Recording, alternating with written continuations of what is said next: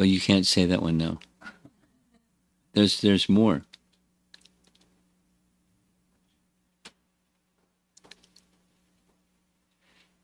One more has to do with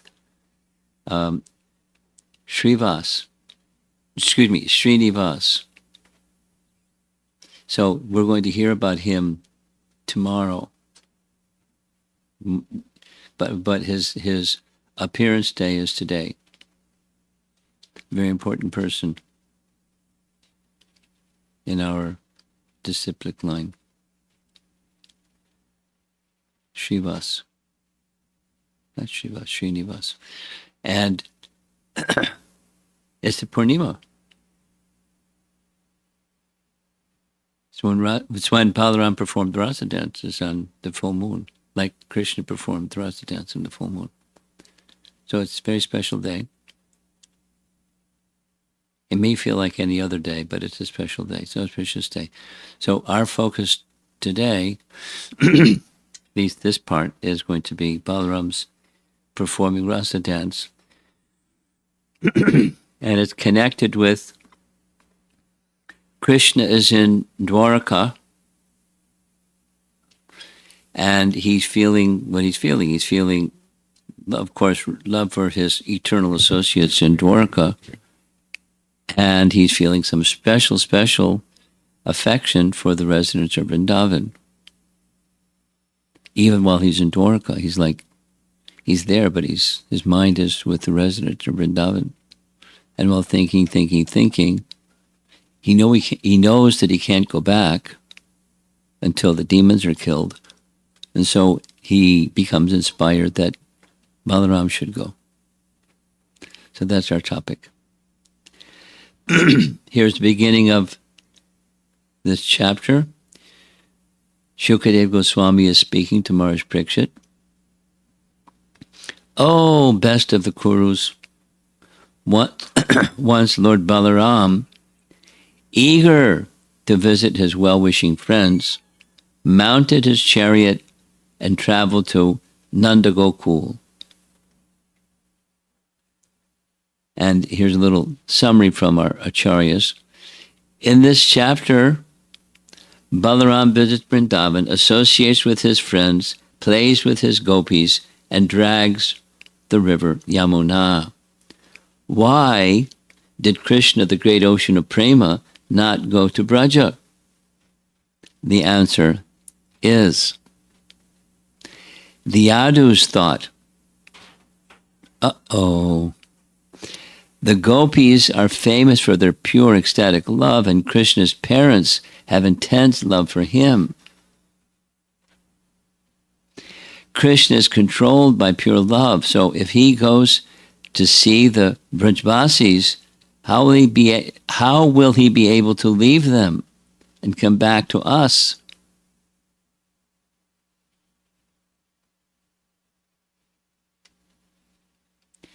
With this in mind, the Yadus prevented Krishna from going, knowing that he becomes subservient to the pastimes in which he reciprocates the ever-increasing love of the Brajbasis. So there he is on the top of a rooftop in Dwarka, and his mind is on the residents of Vrindavan. Nanda and Yasoda, his cowherd boyfriends, the gopis, the cows, and his love for Vrindavan is superlative. That's the explanation. Vishwanath Chakravarti Thakur writes, but then neither should Baladev be able to leave his brother Krishna, who is dearer to him than his own life. This argument is settled by saying that Balaram had such eagerness that his discrimination and sense control disappeared. No, Vishwanath can say that, and we can't. He's a Rasika Bhakta, and if Baladev is feeling what he's feeling, and Vishwanath knows what he's feeling, then so be it. Another explanation.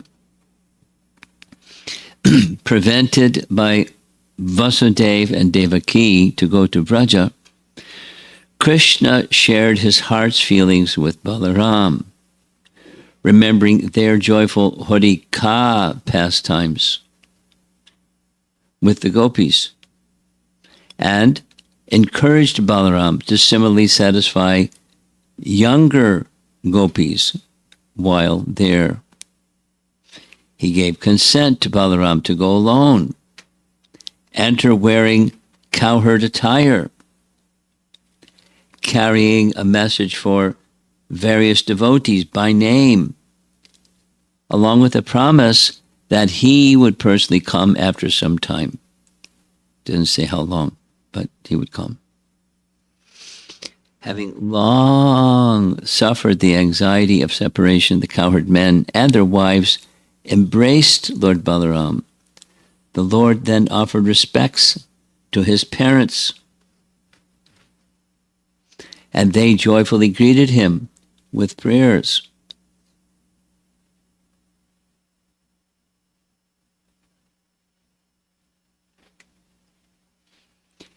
Nanda and Yashoda prayed, "O descendant of Dasharha, O Lord of the universe, may you and your younger brother Krishna ever protect us." Saying this, they raised Shri Balaram onto their laps. He's an adult. They raised him onto their laps and embraced him and moistened him with tears from their eyes. So there's a little asterisk. The younger brother Krishna.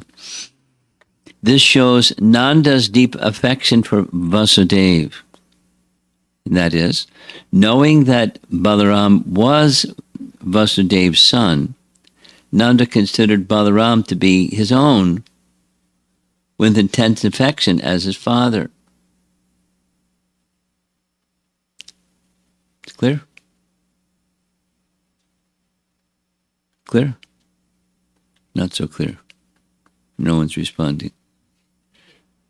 Okay, it's clear? Okay. So you say back what's here, what's being communicated. Nanda and Jasoda are offering prayers to Balaram. Nanda and Jasoda are offering prayers to Balaram.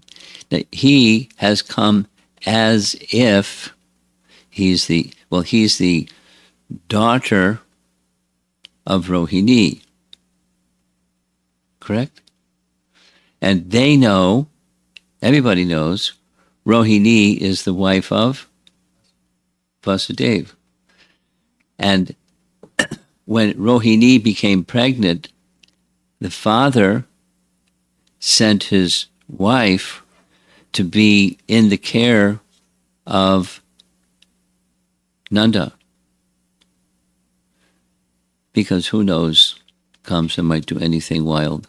So that's where the seventh child, he sent Rohini to be there.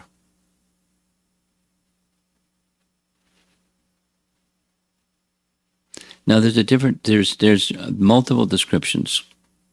One of the different descriptions is the seventh child of Devaki was in the womb of Devaki and was transferred to the womb of Rohini. Rohini having been sent by Vasudeva for protection under the care of Nanda Maharaj because they were friends. So they, Nanda and Yashoda, consider that Balaram is Rohini's son. Oh, Lord of the universe, may you and your younger brother Krishna ever protect us. So he's now come back to Vrindavan. So they're speaking to him, Balaram, as the elder brother of the younger brother. This shows Nanda's deep affection for Vasudeva. Vasudeva, knowing that Balaram was Vasudev's son. Nanda considered Balaram to be his own, with intense affection as his father. He, although knowing that this child was not his child, he had affection for Balaram as if his child. And so he spoke with him in this way. Nanda said, "What demons are remaining for Krishna to kill before he returns to be with us again?" And Balaram gives a little short list. Shishupal, the king of Kashi, Paundraka, Shalva, Jarasandha, Dvidvida, Dantavakra, and Vidurata. So Krishna can't come back until that business is taken care of. But Balaram is there on his behalf. Lord Balaram then paid proper respects to the elderly cowherd men. And the younger ones all greeted him respectfully. He met them, so there's his offering respect to the elders, the youngers offering their respect to Balaram. He met them all with smiles, handshakes, and so on, dealing personally with each one according to his age, degree of friendship, and family relationship. In other words, the etiquette was observed according to age and other factors. Then, after resting, the Lord accepted a comfortable seat, and they all gathered around him. With voices faltering out of love for him, those cowherds who had dedicated everything to lotus-eyed Krishna asked about the health of their dear ones in Dwarka, and Balaram, in turn, asked about the cowherds' welfare. So how's it going in the vernacular? How's everything? That's a big statement. How's everything? The cowherd said, "Oh, Rama, are our relatives doing well? And Rama, do all of you with your wives and children still remember us?" Of course. "It is our great fortune that sinful Kamsa has been killed and our dear relatives have been freed," because Vasudeva and Devaki were in prison and others were also in prison. "And it is also our good fortune that our relatives have killed and defeated their enemies and found complete security in a great fortress." They took shelter. After paying due respects to all elders, Balaram visited each and every home of his childhood cowherd friends. And there's a lot of cowherd boyfriends. He was really busy. However, his heart being full of separation from Krishna, as were the hearts of the cowherd boys, he could only gaze at the cows, both morning and night. He could not bear the absence of Krishna, thus no herding of cows could take place.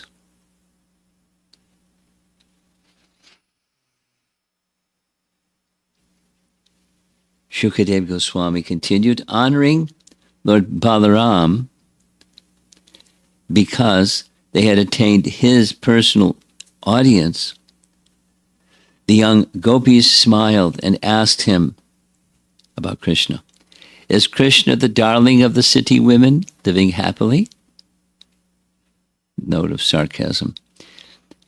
The smiling of the gopis was a sign of their unmada, or transcendental madness in prema.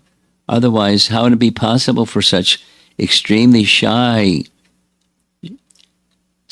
girls suffering such intense pain of separation from Krishna to smile in front of Baladev.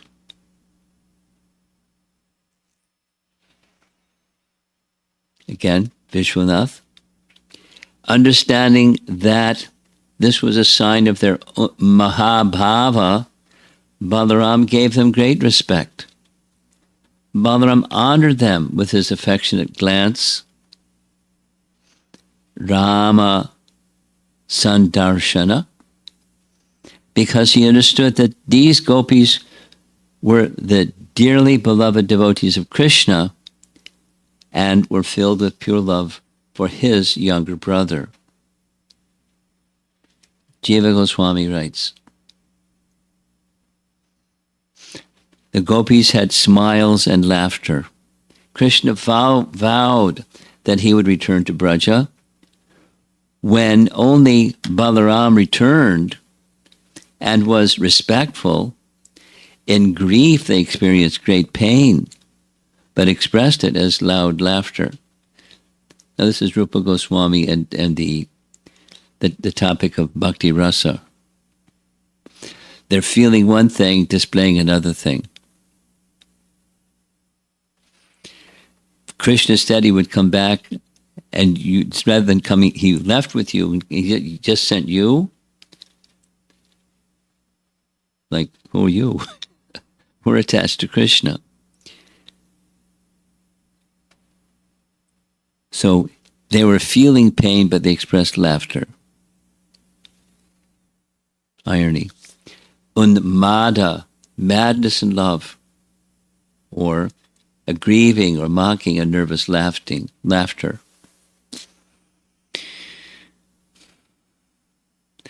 Jiva Goswami picks up on so many subtle points in connection with rasa.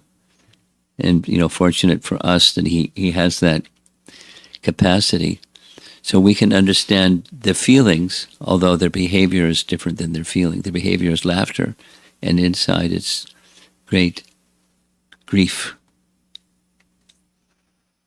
Does he remember his family members, especially his father and mother? Do you think he will ever come back, even once, to see his mother? Not themselves. Does mighty armed Krishna remember the service we always did for him? So here's commentary. The gopis asked, is Krishna happy there in Dwarka? Balaram said, how could Krishna be happy being separated from you? The gopis reply, Krishna is enjoying with many beautiful women in the city. So how could he be suffering and any unhappiness of separation from us village girls? Certainly he must be happy.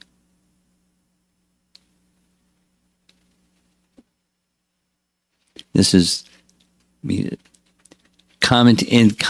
It's just it's restating the experience, the relishing of the rasa of the gopis, and churning the topic of the rasa of the gopis as they're seeing Balaram, reminded of Krishna by seeing Balaram and feeling intense love and separation from Balaram. So they're expressing things this way or that way, and our acharyas are giving us a sense of what their inner feelings are. It's really nice. For Krishna's sake, O descendant of the Sharha, Balaram, we abandoned our mothers, fathers, brothers, husbands, children, and sisters, even though these family relations are difficult to give up. The painting, of course, is Krishna playing upon his flute over there on the left side of the painting. And as Krishna is playing upon his flute, the gopis are hearing the sound of Krishna's flute, and hearing the sound of Krishna's flute, they're not just attracted by the flute sound, they're forcibly carried by the sound of Krishna's flute to Krishna's side. That's how powerful is Krishna's flute. But now, O Lord, so the gopis are addressing Balaram while thinking of Krishna.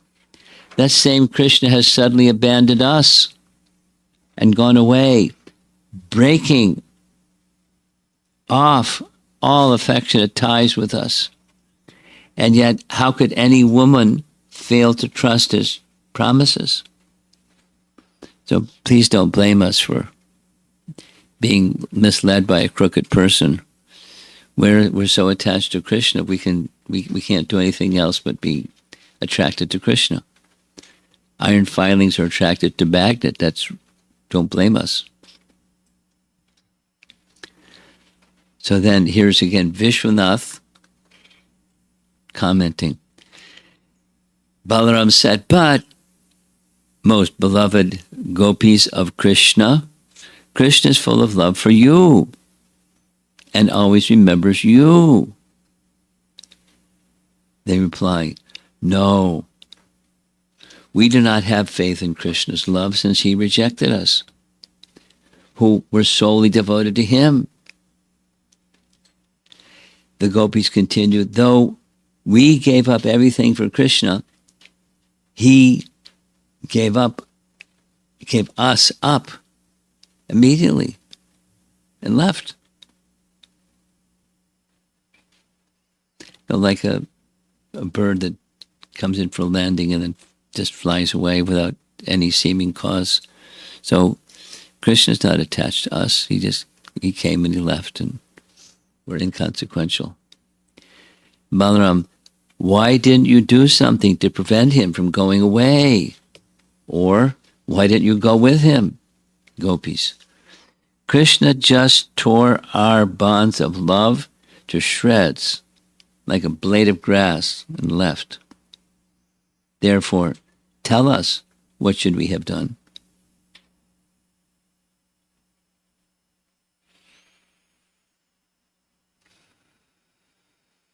Balaram, since you are maintaining your lives without him, you also have broken your ties of love for him.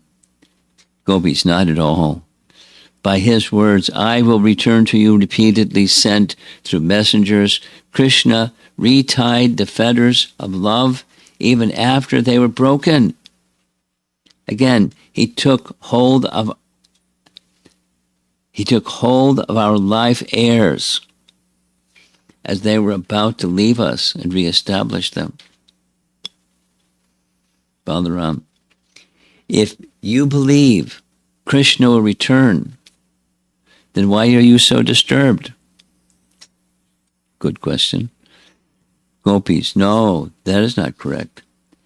Ever since Krishna has, even now, Krishna has still not come.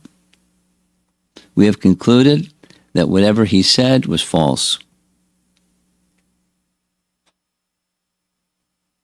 Balaram, why did you believe when he said he would come back in the first place?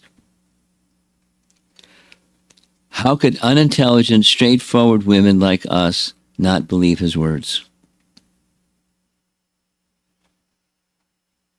Now, how intelligent city women possibly can trust the words of one whose heart is so unsteady and so ungrateful? They must believe him because he speaks so wonderfully, and also because of his beautiful smiling glances arouse their lust. Why bother talking about him, dear Gopi? Please talk about something else. If he passes his life, his time without us, then we shall similarly pass ours without him. A nice stride that they can't live without him. While speaking these words, the young cowherd women remembered Lord Sari's laughter, pleasing conversations, his attractive glances, his style of walking.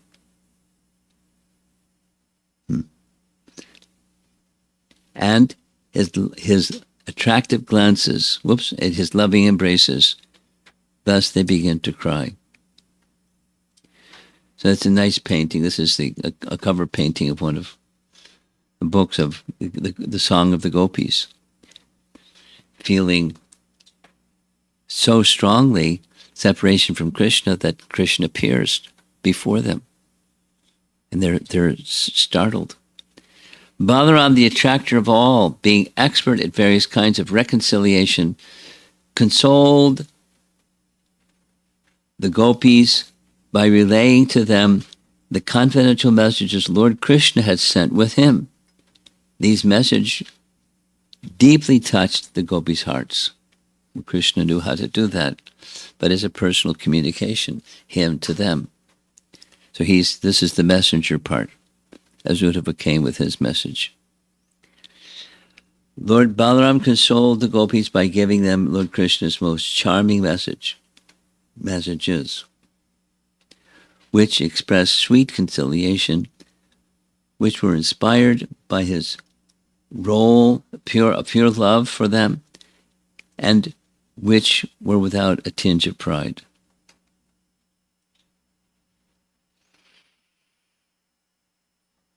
So we're way up there. There was discussion after the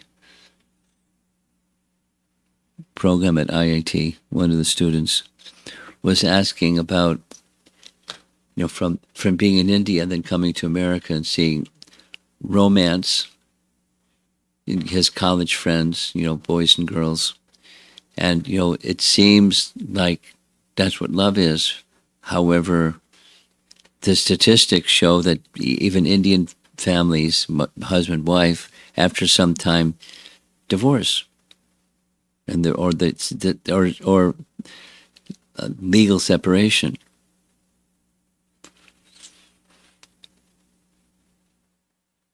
So we're getting a picture of what real love is. I mean, and its highest stages, because the gopis. He's speaking to Krishna's gopis, because later he's going to have his own gopis in the rasa dance. But he's speaking to Krishna's gopis, and they're completely attached to him. Completely attached to him. But at the same time, they're Krishna's gopis, so they're left-wing gopis, which means they can say unpleasant things about him out of love. So they're saying unpleasant things about him.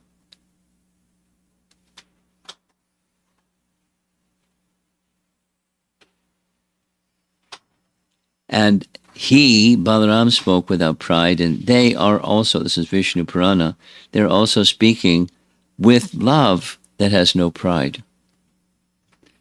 So Balaram consoled them with Krishna's messages because they entered into those messages, which melted their hearts.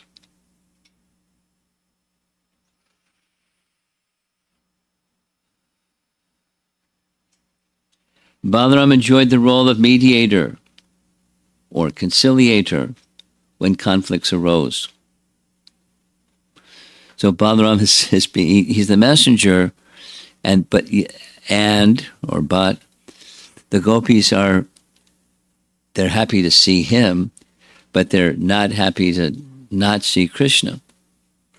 So their feelings come out in this negative way.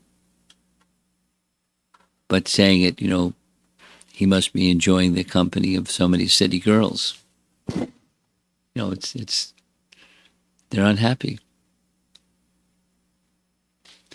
So Balaram is one of his features is he likes reconciling. Here he came to reconcile with the citizens of Hastinapur, and they insulted him. So he let them have it. Samba, the son of Jambavati, kidnapped Lakshmana from her Swayamvar ceremony. So Samba, the son of Jambavati, kidnapped one of Krishna's wives, Lakshmana. Here's Sridhar Swami's comments. Balaram first consoled them with scriptural teachings. He then praised them to remove their despondency. He then described Krishna's mercy directed to them. Then he described with regret various events which delayed Krishna from returning. Then he promised, Balaram promised, to bring Krishna back with a believable oath. Then he frightened them by saying that Krishna, who held them dearer than 1,000,000 of his lives, would suffer intense grief on hearing of their crying, or hearing their crying.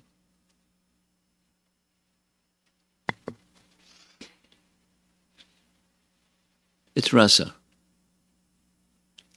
And the dialogue back and forth in different acharyas appreciating the exchange of rasa in different ways. And naturally, it's Krishna's gopis speaking to Balaram.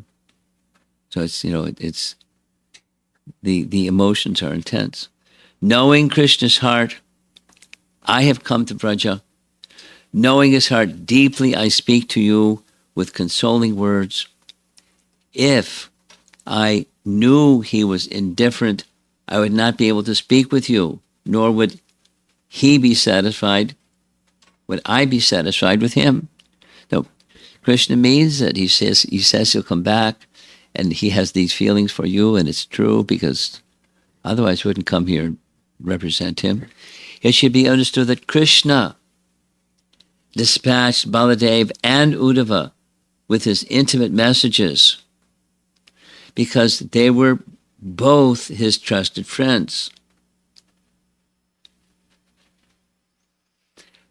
Without consideration of their other sentiments of servitude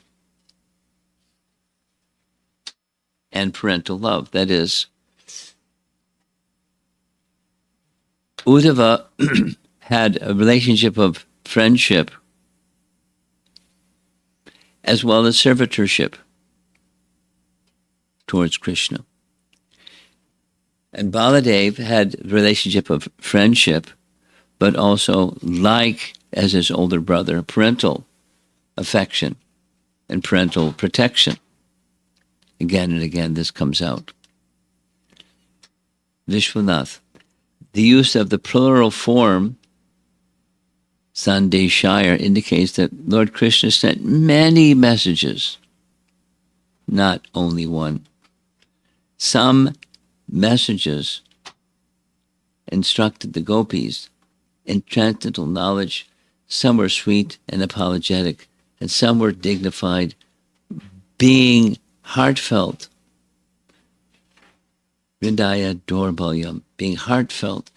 Krishna's messages could not be revealed publicly because of their confidential nature. He's all but revealing. But it's his gift as a commentator. But Baladev goes on.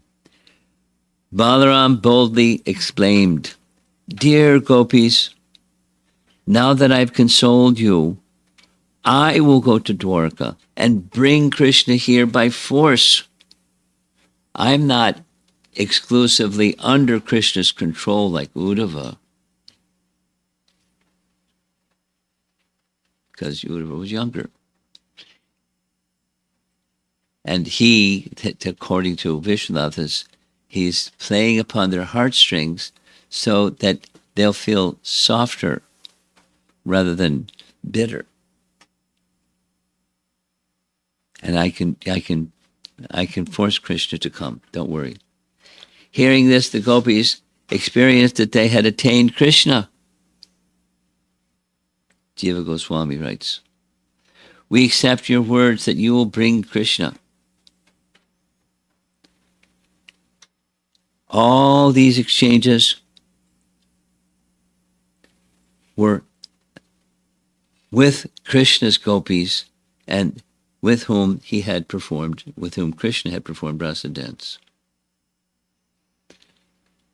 So the gopis are pacified. It worked. The conciliation worked. I'm Balaram, all strength. I will personally bring Krishna.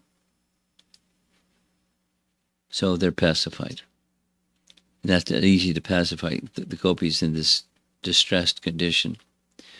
So now Balaram is going to go to another set of personalities. He went to Nanda Jasoda. He went to the homes of the elders. He went to the homes of his friends. Then he went to the Krishna's gopis, and now he's going to dance with his own gopis, because that's the topic for today, Balaram's Rasayatra.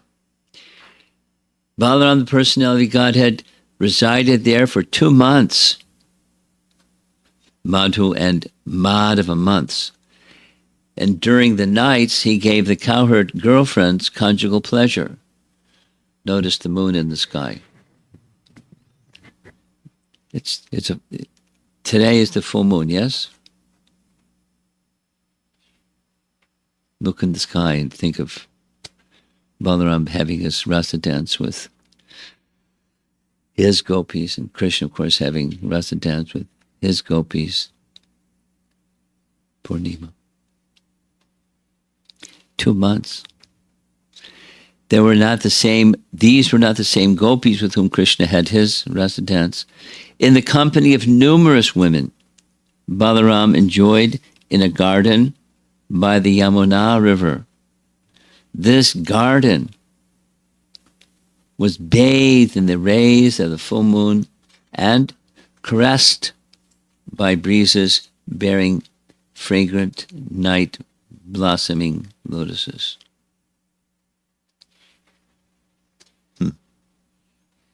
Balaram. By Balaram's will, the night always had full moon.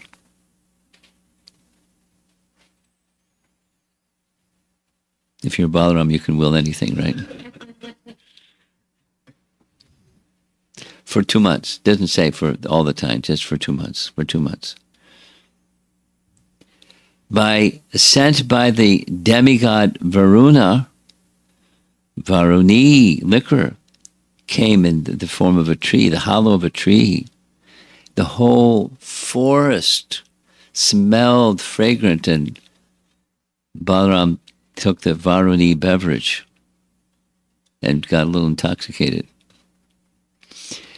The wind carried to Balaram the fragrance of that flood of sweet liquor, and when he smelled it, he went into and when he smelled it, he went to the tree.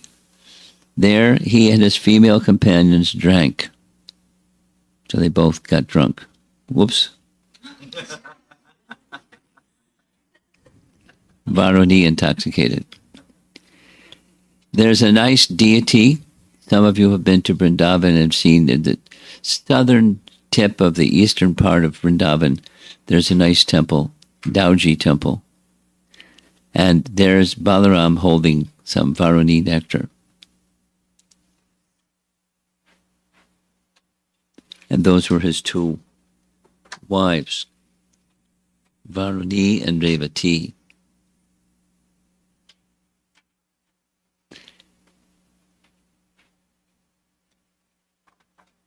As the Gandharvas sang his glories, Lord Balaram enjoyed with the brilliant circle of young women. He appeared just like Indra's elephant, the lordly Airavata, enjoying the company of she-elephants.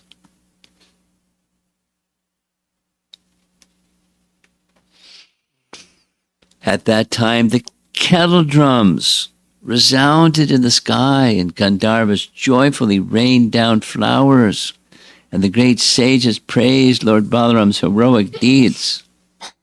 This is while the rasa dance was going on. As his deeds were sung, Lord Halayudha, fighter using the club, wandered as if inebriated among the various forests with his girlfriends. His eyes rolled from the effects of the liquor. There's a nice song like this by Rupa Goswami, where where Balaram is trying to speak, but he keeps stuttering because he's brunified. The Lord then summoned the Yamuna river so that he could play in her waters, but she disregarded his command, thinking he was drunk. This angered Balaram, and he began dragging the river with the tip of his plow. And there's many paintings of this. Here's one. Lord Balaram said, "Oh, sinful one, disrespecting me, you do not come when I call you, but rather move only by your own whim. Therefore, with the tip of my plow, I shall bring you here in 100 streams." Now she's going to get worried. And again, many such paintings. Thus, scolded by the Lord, O king, the frightened river goddess Yamuna came and fell at the feet of Lord Balaram, the beloved descendant of Yadu. Trembling, she spoke to him the following words. So there she is, palms folded. So Jiva Goswami's commentary, before we begin what she actually says, the goddess who appeared before Lord Balaram is an expansion of, or shadow of, Kalindi, one of Lord Krishna's queens in Dwarka.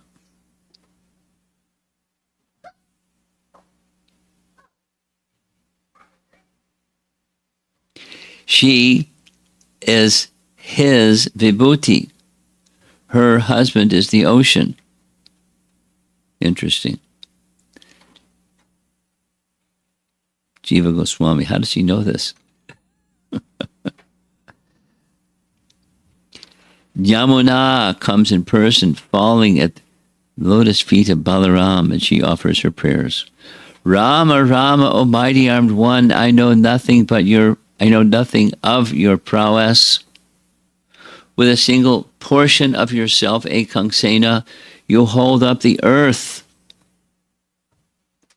as Shesha, or Balaram's expansion, O Lord of the universe. So a portion, an Eka Angsa. So Sankarshan is an Angsa of the personality of Godhead, Lord Balaram. Shesha is an Angsa of Lord Balaram. I'm accustomed to hearing these sequences of expansions. So we'll just say it quickly. Krishna's first expansion, Balaram. Balaram expands as the Chaturvyuha.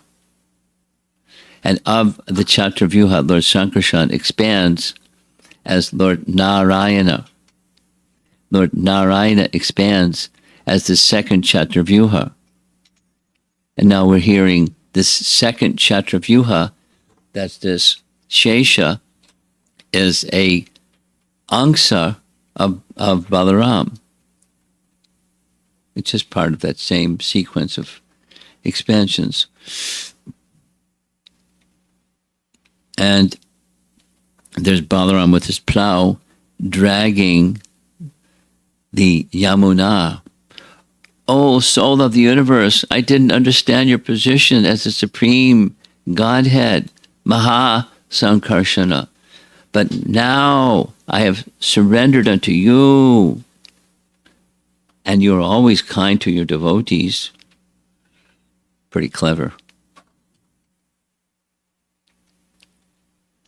My Lord, please release me.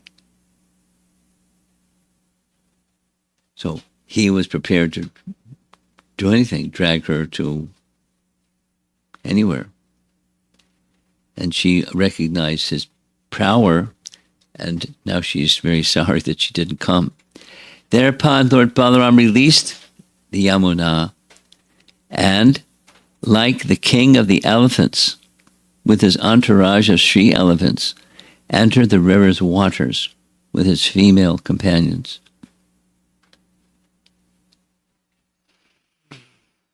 The Lord played in the water with to his full satisfaction. And when he came out, goddess Kanti, or Lakshmi, the goddess of fortune, the wife of Sankarshan of the second Vyuha, presented him with blue garments, precious ornaments, and a brilliant necklace. So we could try to track down one more time how the expansions of the expansions. I mean, it's a nice exercise. The main thing is, besides who's the expansion of whom, the origin is Krishna.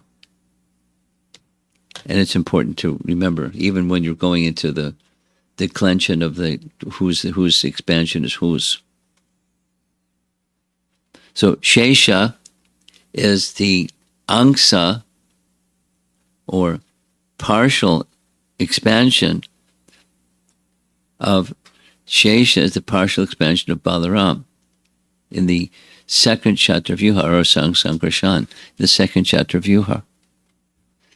So that Sankarshan of the second chapter of Vyuha has a wife or consort. Her name is Kanti, who is also an expansion of the goddess of fortune. Then you can go back. Let's go back. A nice verse in Chaitanya Charitamrita that the source of all these expansions is Radharani.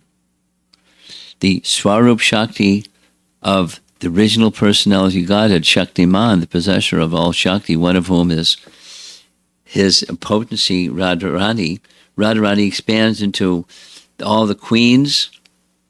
She expands into all the goddesses of fortune in the Vaikuntha planets. Here, specifically, she's expanding as the wife of Lord Sankarshan in the second chapter of Vyuha. Radharani is the source of everything in the Shakti category. O Lord, Harivamsa states, please accept as divine ornaments for your ears this single gold earring. Why is she giving him one gold earring? Why not two? Studded with diamonds, and this primeval lotus called Padma. Kindly accept them, for this act of adoration is traditional. This Harivamsa. So just focusing on Balaram, and Balaram's, the topic for you is that you came a little late. This is, the occasion is, for today, the Purnima day. This is the Balaram's rasa dance with his set of gopis in Vrindavan. So we're hearing about his visit to Vrindavan and so forth. Balaram dressed himself in blue garments and put on the gold necklace, anointed with fragrances and beautifully adorned. He appeared as resplendent as Indra's royal elephant. Thus, for Lord Balaram, all the nights passed like a single night as he enjoyed in Vraja. He stayed for 2 months. His mind enchanted by the exquisite charm and beauty of Vraja's young ladies. He's the personality of Godhead, but they're expansions of the goddess of fortune.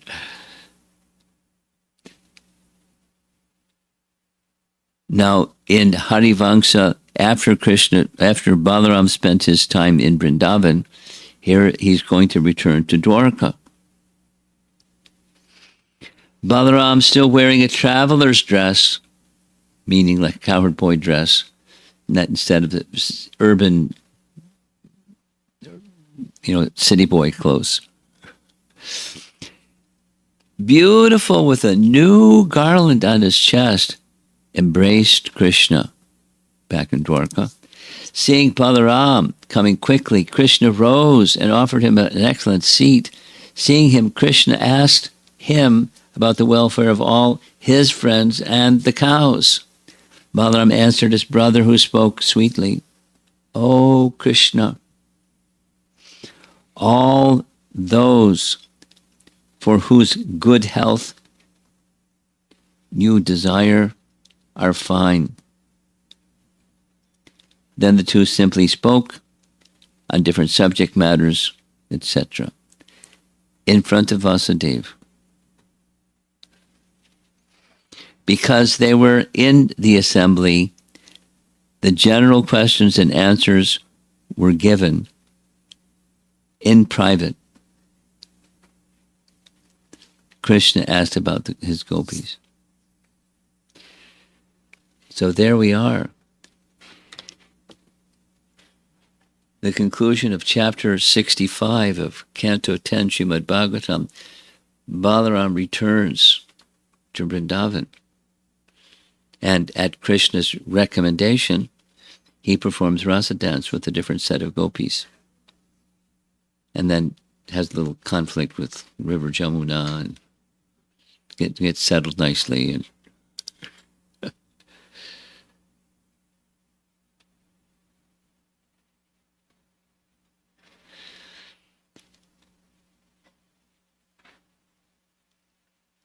a few things about Krishna's pastimes.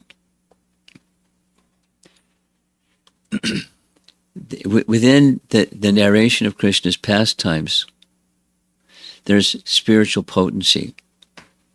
And the spiritual potency has the capacity to stimulate ecstatic love. Now, we're not so purified.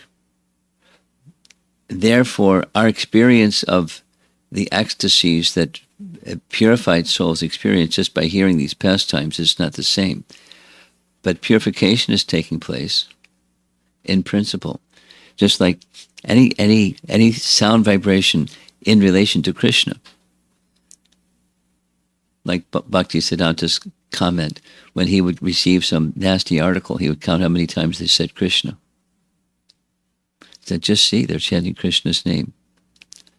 They're becoming purified just by, although their mood wasn't favorable. Even that sound vibration is purifying. What to speak of with a mood just like we're doing, the mood of devotion, gathering together and hearing Krishna's pastimes, or here in this case Balaram's pastimes. And they're inseparable, but Krishna, Balaram. They can't be separated. So that's purifying. Whatever it is that we understand. But those that continue on this path and become purified by that sound vibration, the potency then not just cleanses, but it stimulates ecstatic love.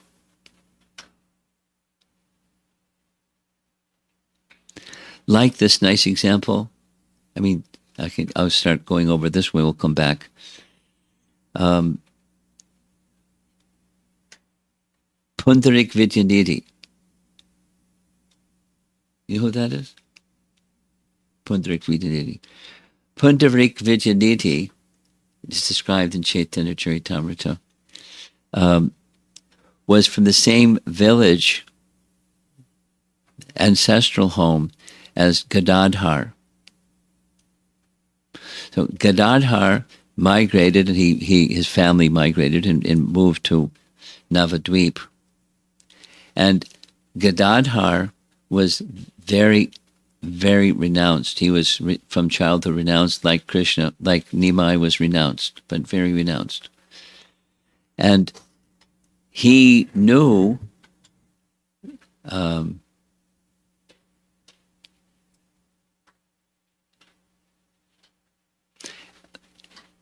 Pundrik Vijaniti.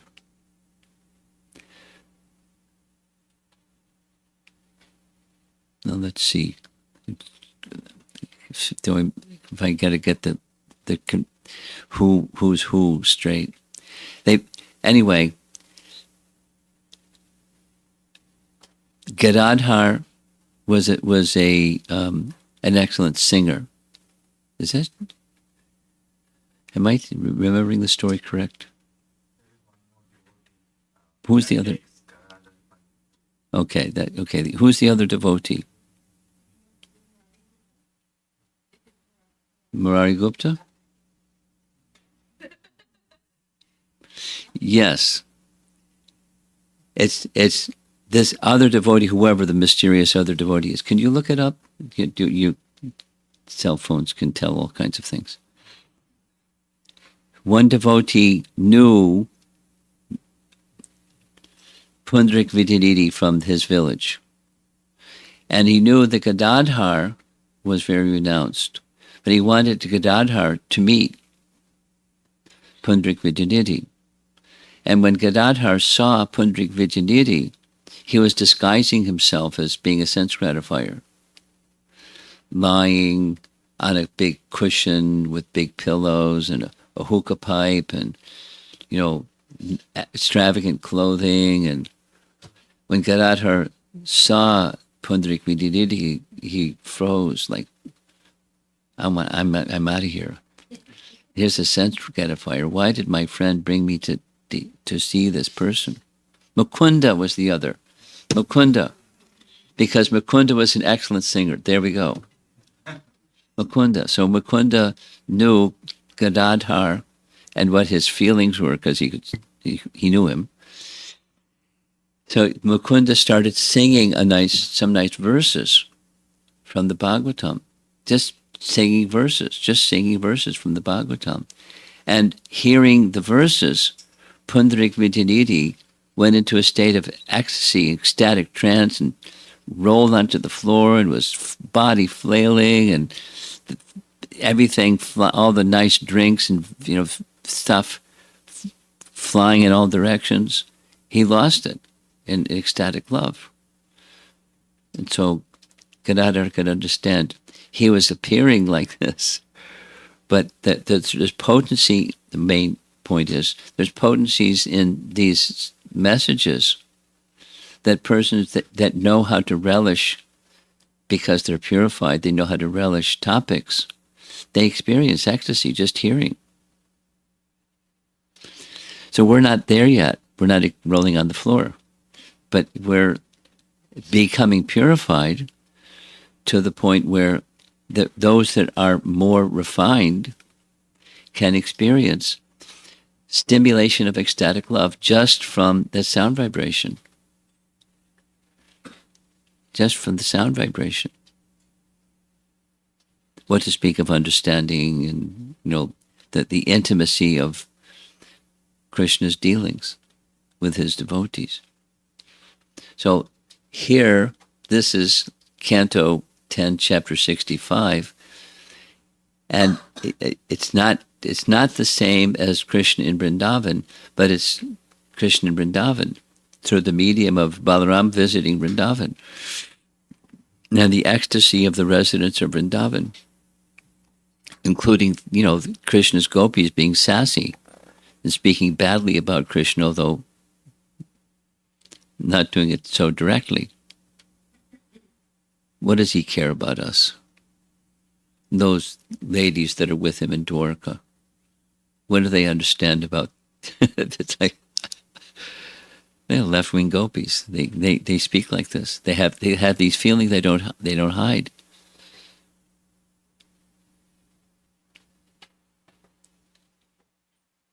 And then Balaram's gopis. And then how many? So many. He also performed. And so that's it's the storyline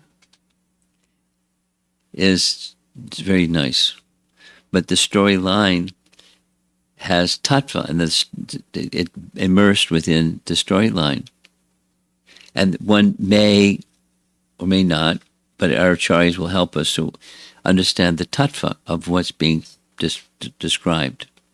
And then there's the rasa of what's being described.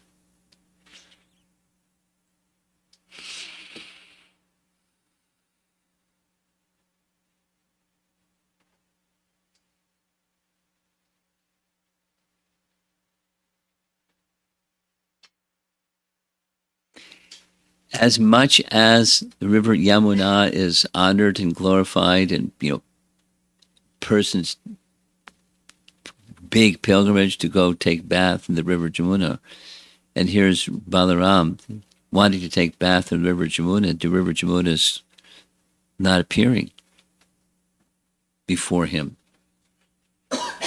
thinking he's intoxicated. So it's a nice pastime. That the most elevated river Jamuna thinks Balaram is intoxicated and doesn't come before him until she realizes, uh-oh.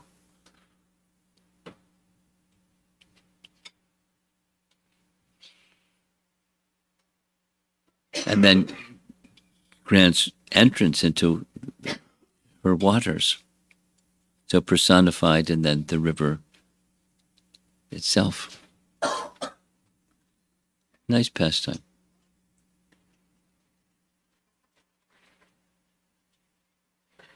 Let's see if there's some discussion. No, thank you.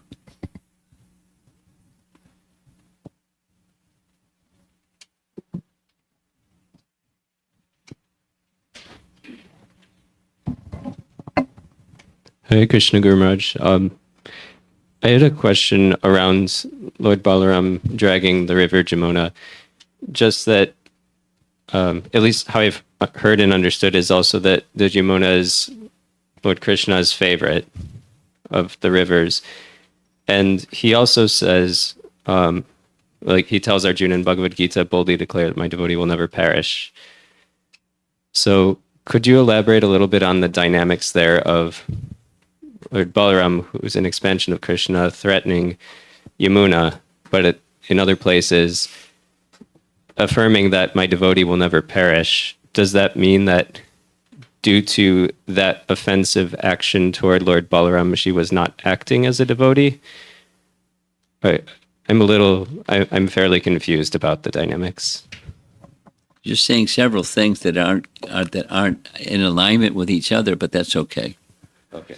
Because does not perish. He's not threatening to put her out of existence. Perish means out of existence.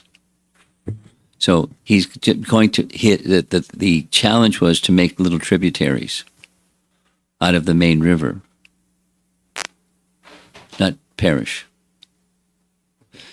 And it's a pastime. And when you get at the pastime wall, because okay, it's pastime. There's rasa. There's rasa within the purpose of the pastime is rasa, and that the Supreme Lord experiencing rasa. So the devotees, River Jamuna personified, is doing something to give rasa, or a particular taste or appreciation, to Balaram. But he's experiencing the rasa of chivalry. Even it's his own, it's Krishna's favorite river.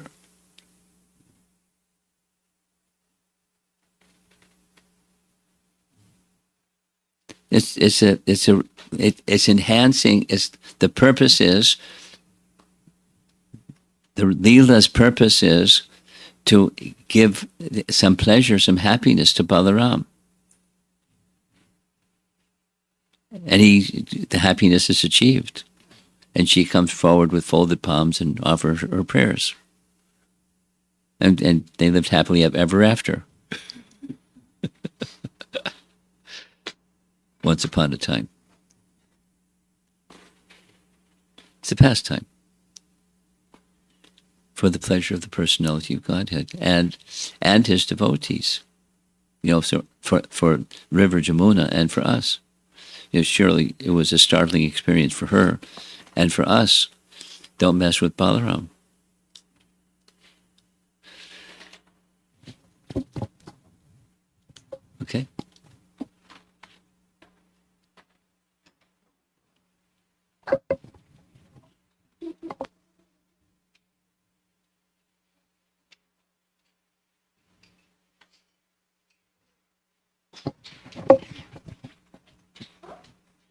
Hare Krishna Maharaj, I have two questions. One is like Krishna is mentioned as Shauri. I just wanted to hear, this name. What is the meaning of this name, or why is Auspicious. Shauri is auspicious? Okay. Okay. And one more question was, Maharaj, that the gopis, when Lord Balaram was telling Krishna's message, so there was a line that they entered into those messages which melted their hearts. So I want to just hear about like what is the meaning of entering into the messages. Entering into the Messages. entering into the messages. Well, yes, it's language, and the language is indicating a journey of, you could say, in answer to your question, one might say, meditation deeply on the essence and the heartfelt essence of that message, entering into the message, meditating, and feeling the sense of the power and force and mood of the message itself, and entering into the meaning of. Thank you.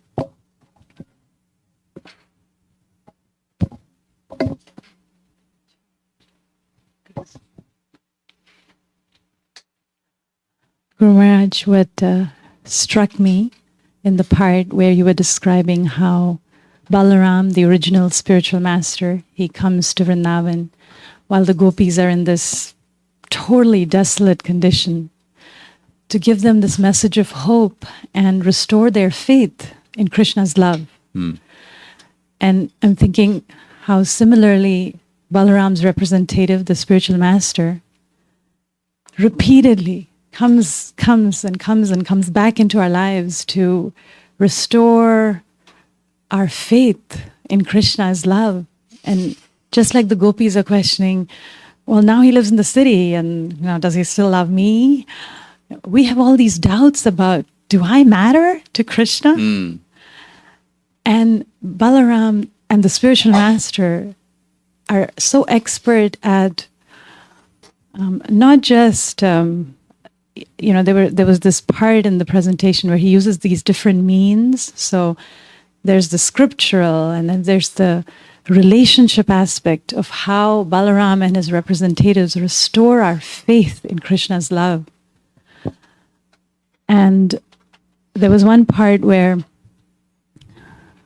Balaram is contemplating, these are devotees of Krishna.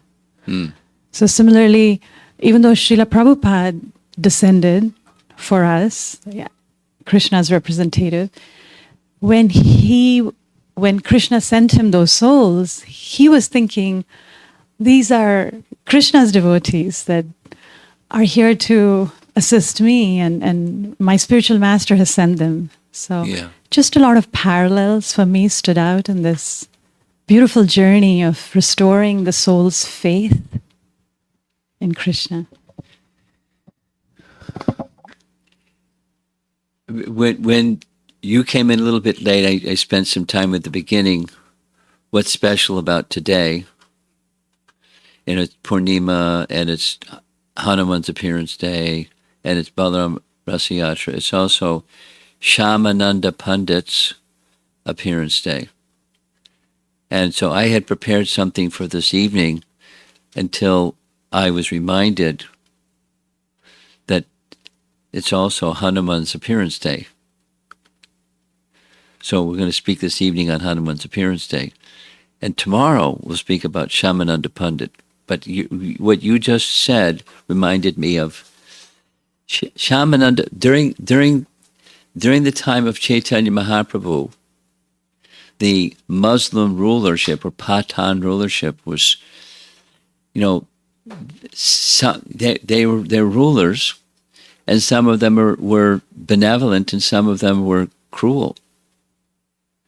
But it was in opposition, just like in Navadvip, the Chandkazi, he was educated, but then there's things happened without the narration, and the whole of that Bengal and the India position was it was wild. It was very dangerous. Very, very dangerous. We'll hear some. Come tomorrow, we'll hear some of those things.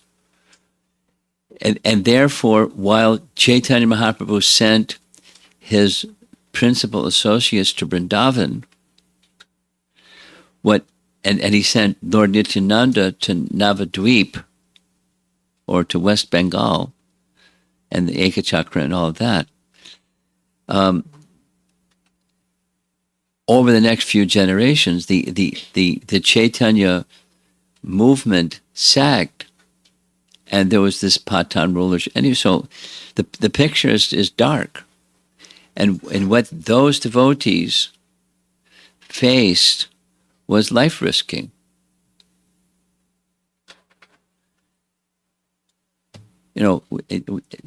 Mission impossible.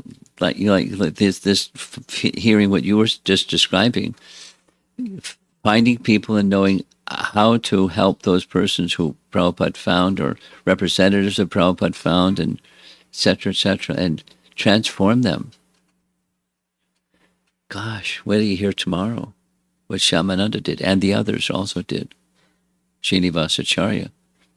And, it just through Sankirtan and profound, the being fully equipped with the philosophy of Chaitanya Mahaprabhu by Jiva Goswami. They were superlative devotees, and they spread Lord Chaitanya's message far and wide, very effectively. And same continuing. And that it says something about, in addition to the principle of Guru, the ongoing function of the Hare Krishna movement, that it doesn't sag, or ISKCON, or the gift that Prabhupada gave us doesn't sag. It's we can receive, but then also we have to give and receive so completely that the continuation goes on. Because otherwise, it was a blip in the screen. It was a nice spike when Bhaktisiddhanta and Bhaktivinoda Thakur and Prabhupada, and then the blip is gone. I mean, I'm speaking in these terms because the principle doesn't change, and challenges. We now have a liberty to spread Krishna consciousness that in some parts of the world today it's not possible. And although it's not possible, they risk their life without all the details. There's histories, biographical histories of people that gave their life, being inspired by. And then by that we were able to inspire and change the lives of others.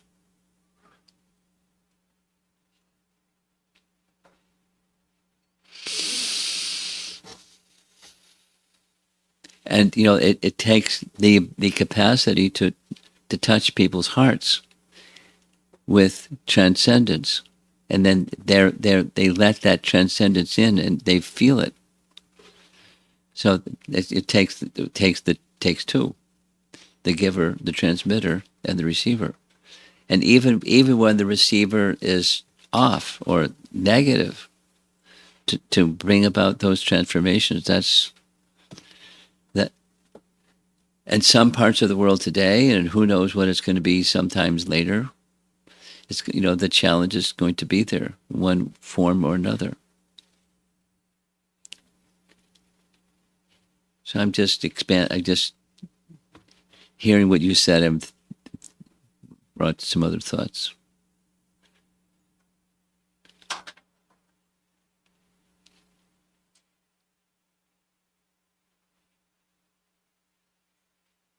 You'll hear tomorrow.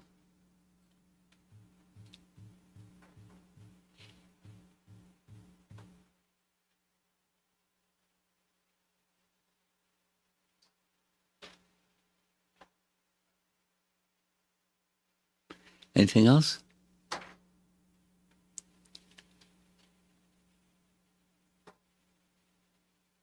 Okay. Srila Prabhupada ki Gaur Premanandi.